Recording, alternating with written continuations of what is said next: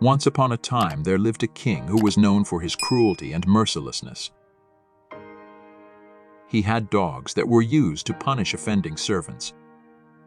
The king believed that this was the most effective way to keep his subordinates in line. One day, one of the servants made a mistake, and the king ordered him to be thrown to the dogs. A servant who served the king faithfully for 10 years asked the king to give him 10 days before punishment. The king, who was surprised by such a request, thought about it and agreed. The servant went to the kennel guard and said, "I will replace you for 10 days." The security guard agreed. So the servant began to feed the dogs and take care of them. He played with them, petted them, and even taught them new tricks. The dogs were surprised by this attitude towards them and began to love the servant.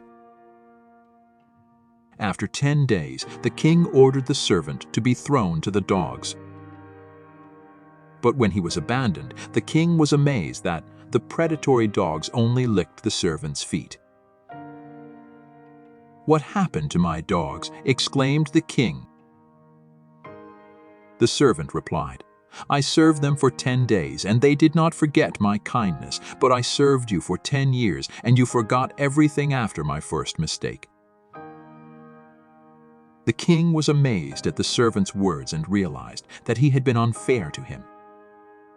The servant was freed from punishment, and the king began to respect him for his wisdom and kindness.